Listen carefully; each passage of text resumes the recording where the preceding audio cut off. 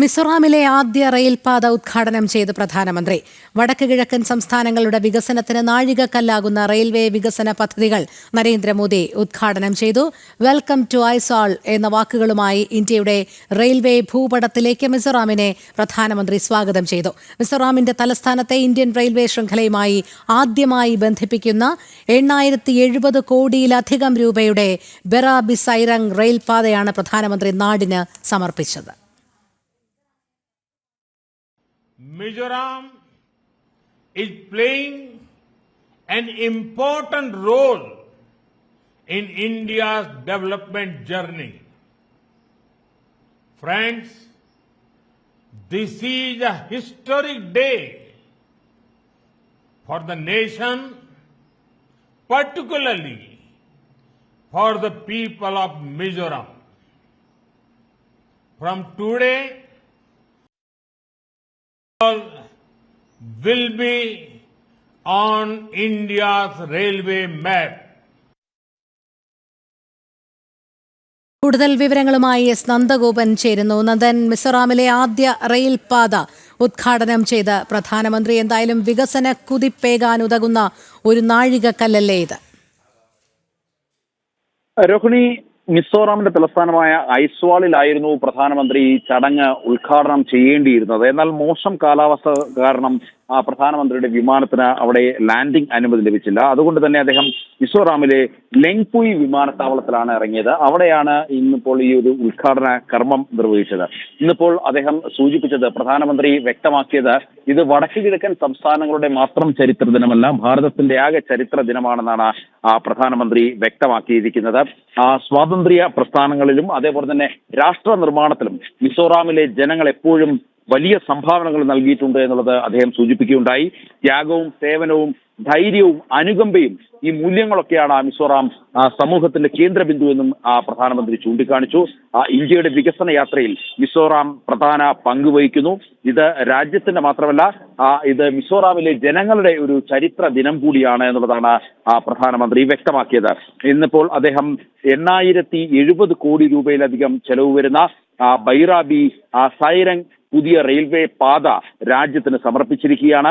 ഏതാണ്ട് 45 തുരങ്കങ്ങളും 55 പാലങ്ങളും 88 ചെറുപാലങ്ങളും ഉൾപ്പെടെയുള്ള വലിയ റെയിൽവേ ശൃംഖല, അതായത് രാജ്യത്ത് ആദ്യമായി ഭാരതത്തിന്റെ റെയിൽവേ ശൃംഖലയെ മിസോറാമുമായി ബന്ധിപ്പിക്കുന്നു എന്നുള്ള ഒരു ചരിത്ര നിമിഷം കൂടി ഇതിലുണ്ട് എന്നുള്ളതാണ് ഏറെ പ്രത്യേകത. കൂടാതെ 3 പ്രധാന ട്രെയിനുകൾ പ്രധാനമന്ത്രി ഇന്നിപ്പോൾ ഫ്ലാഗ് ഓഫ് ചെയ്തു. സൈരംഗ് ഡൽഹി രാജധാനി എക്സ്പ്രസ് ആണ് അതിൽ ഏറ്റവും പ്രധാനം. രാജ്യ തലസ്ഥാനത്ത് ഡൽഹിയിൽ നിന്നും നേരിട്ട് മിസോറാമിലെ ഐസ്വാളിലേക്ക് രാജധാനി എക്സ്പ്രസിലൂടെ പോകാൻ കഴിയും. ചരിത്ര ദിനമാണ്. പ്രത്യേകിച്ച് ആദ്യമായാണ് മിസോറാമിലേക്ക് ഇത്തരത്തിൽ ഇന്ത്യൻ റെയിൽവേയുടെ ഒരു ട്രെയിൻ അല്ലെങ്കിൽ ഇന്ത്യൻ റെയിൽവേയുടെ ഒരു സംവിധാനം, കണക്ടിവിറ്റി എത്തുന്നത് എന്നുള്ളതും ഏറെ പ്രധാനമാണ്. ഒപ്പം തന്നെ സൈരംഗ് ഗുവാഹത്തി എക്സ്പ്രസ്, അസമിന്റെ തലസ്ഥാനമായ ഗുവാഹത്തിയിലേക്ക് പോകുവാൻ വേണ്ടിയുള്ള സൈരംഗ് ഗുവാഹത്തി എക്സ്പ്രസും അദ്ദേഹം ഫ്ലാഗ് ഓഫ് ചെയ്തു. അതേപോലെ തന്നെ സൈരംഗ് കൊൽക്കട്ട എക്സ്പ്രസും അദ്ദേഹം ഫ്ലാഗ് ഓഫ് ചെയ്തു. അതായത് മിസോറാമിൽ നിന്നും പശ്ചിമ ബംഗാളിലേക്കും അസമിലേക്കും ട്രെയിൻ മാർഗം പോകുവാനുള്ള എളുപ്പ വഴിയാണ് ഇപ്പോൾ തുറന്നു നൽകിയിരിക്കുന്നത്. മിസോറാമിനെ സംബന്ധിച്ചിടത്തോളം, രാജ്യത്തെ സംബന്ധിച്ചിടത്തോളം ചരിത്ര ദിനം എന്ന് പ്രധാനമന്ത്രി വിശേഷിപ്പിച്ചത് മറ്റൊന്നുമല്ല, ആദ്യമായി മിസോറാമിനെ ഭാരതത്തിന്റെ റെയിൽവേയുമായി കണക്ട് ചെയ്ത സുപ്രധാന ഒരു നിമിഷം കൂടിയാണ്.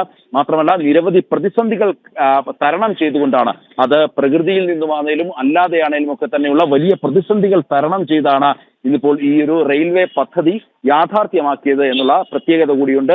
ഒപ്പം തന്നെ പ്രധാനമന്ത്രിയുടെ വടക്കുകിഴക്കൻ മേഖല വികസന സംരംഭമായ PN ഡിവൈൻ പദ്ധതിയിലൂടെ 500 കോടിയിലധികം മുടക്കിയാണ് ഏതാണ്ട് 45 കിലോമീറ്റർ ദൈർഘ്യമുള്ള ഐസ്വാൾ ബൈപ്പാസ് റോഡ് സാധ്യമായിരിക്കുന്നത്. ഇത് സാധ്യമായതോടുകൂടി ഐസ്വാൾ നഗരത്തിലെ മുഴുവൻ ഗതാഗത കുരുക്കും പൂർണ്ണമായും ഒഴിവാക്കാൻ കഴിയുമെന്നുള്ളതാണ്.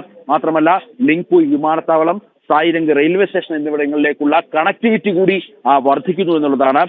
മിസോറാമിന്റെ തെക്കൻ ജില്ലയിലാകെ വലിയ വികസനത്തിന്റെ തേരോട്ടം ഈ ഒരു പദ്ധതിയിലൂടെ നടപ്പാക്കും സാധ്യമാകുമെന്നുള്ളതാണ് വിലയിരുത്തപ്പെടേണ്ടത്. രോഹിണി. അതെ നന്ദൻ, അതുമാത്രമല്ല പദ്ധതി രാജ്യത്തിന്റെ തന്നെ ഒരു എഞ്ചിനീയറിംഗ് വിസ്മയം എന്നാണ് വിശേഷിപ്പിക്കുന്നത്. അതുകൊണ്ട് തന്നെ ഈ പദ്ധതിയിലൂടെ വടക്ക് കിഴക്ക് സംസ്ഥാനങ്ങളുടെ പുരോഗതി എപ്രകാരമാണ് എന്നുള്ളത് കൂടി വളരെ പെട്ടെന്ന്. രോഹിണി, തീർച്ചയായിട്ടും അതായത് മിസോറാം ജനതയുടെ ആത്യന്തികമായ വികസനം സാധ്യമാകുന്നത് ഈ ഒരു പദ്ധതിയിലൂടെ ആകുമെന്നുള്ള കാര്യത്തിൽ തർക്കമില്ല. പ്രത്യേകിച്ച് വടക്കു കിഴക്കൻ സംസ്ഥാനങ്ങളിലെ പ്രധാന പ്രതിസന്ധി എന്നുള്ളത് കണക്ടിവിറ്റി ആയിരുന്നു. മറ്റുള്ള നഗരങ്ങളിലെ അല്ലെങ്കിൽ മറ്റ് സംസ്ഥാനങ്ങളെ ഈ വടക്കു കിഴക്കൻ സംസ്ഥാനങ്ങളുമായി ബന്ധിപ്പിക്കുന്നത് ഈ ഇത്തരം ചെറിയ റോഡുകൾ മാത്രമായിരുന്നു. എന്നാൽ പലപ്പോഴും ഈ റോഡുകൾ അടയ്ക്കേണ്ട സാഹചര്യങ്ങളും മറ്റും ഉണ്ടാകുന്നു. എന്നാൽ ഇപ്പോൾ ഈ റെയിൽവേ പദ്ധതി കൂടി യാഥാർത്ഥ്യമായ ഈ ഒരു അവസ്ഥയിൽ അവിടുത്തെ കൃഷിയാണേലും മറ്റ് വ്യാവസായിക ഉൽപ്പന്നങ്ങൾക്കാണേലും ഒക്കെ തന്നെ പെട്ടെന്ന് തന്നെ അത് എത്തേണ്ടിടത്ത് എത്തിക്കാൻ സാധിക്കുമെന്നുള്ളതാണ് പ്രധാനമായും. അതായത് മിസോറാം ജനതയുടെ അടിസ്ഥാനപരമായിട്ടുള്ള വികസനം ഈ ഒരു പദ്ധതിയിലൂടെ സാധ്യമാകുമെന്നുള്ള കാര്യത്തിൽ തർക്കമില്ല. അത് മിസോറാമിന് മാത്രമല്ല ഈ പദ്ധതിയുടെ ഗുണം ലഭിക്കുക എന്നുള്ളതാണ് ഏറെ പ്രത്യേകത. മിസോറാമിനൊപ്പം തന്നെ മറ്റ് വടക്ക് കിഴക്കൻ സംസ്ഥാനങ്ങൾക്കും ഇതിന്റെ ഗുണം ലഭിക്കുന്നു. അസം, അതേപോലെ തന്നെ മണിപ്പൂർ അടക്കമുള്ള സംസ്ഥാനങ്ങൾക്ക് അവരും ഇതിന്റെ ഗുണഭോക്താക്കളാകും എന്നുള്ള കാര്യത്തിൽ തർക്കമില്ല. ഏതായാലും ഇത് ചരിത്ര ദിനം തന്നെയാണ്. സ്വാഭാവികമായും രാജ്യം സ്വാതന്ത്ര്യത്തിന് ശേഷം ഇതാദ്യമായി വടക്ക് കിഴക്കൻ സംസ്ഥാനങ്ങളിലേക്ക് മിസോറാമിലേക്ക് ഒരു റെയിൽവേ കണക്ടിവിറ്റി, ഭാരതത്തിന്റെ റെയിൽവേ സംവിധാനവുമായി കണക്ട് ചെയ്യുന്ന ഒരു റെയിൽവേ കണക്ടിവിറ്റി ഉണ്ടായിരിക്കുന്നു. പ്രധാനമന്ത്രി നരേന്ദ്രമോദി തന്നെയാണ് ഇതിന് തറക്കല്ലിട്ടതും. മാത്രമല്ല വടക്ക് കിഴക്കൻ സംസ്ഥാനങ്ങളെ കൃത്യമായി ഉത്തേജിപ്പിക്കണം, അവിടുത്തെ ജനങ്ങളുടെ പൂർണ്ണമായിട്ടുള്ള വികാസം സാധ്യമാക്കണം എന്നുള്ളത് നരേന്ദ്രമോദി സർക്കാരിന്റെ പ്രഖ്യാപിത ലക്ഷ്യമാണ്. അതുകൊണ്ട് തന്നെ ആ ലക്ഷ്യത്തിലേക്കുള്ള ജൈത്രയാത്രയുടെ തുടക്കം മാത്രമാണ് ഈ റെയിൽവേ കണക്ടിവിറ്റി എന്ന് വേണം വിലയിരുത്താൻ. രോഹിണി. ശരി നന്ദൻ. മിസോറാമിലെ ആദ്യ റെയിൽപാത ഉദ്ഘാടനം ചെയ്ത പ്രധാനമന്ത്രി വടക്ക് കിഴക്കൻ സംസ്ഥാനങ്ങളുടെ വികസനത്തിന് നാഴികക്കല്ലാകുന്ന റെയിൽവേ വികസന പദ്ധതികൾ നരേന്ദ്രമോദി ഉദ്ഘാടനം ചെയ്തു. എസ് നന്ദഗോപനാണ് വിവരങ്ങൾ നൽകിയത്.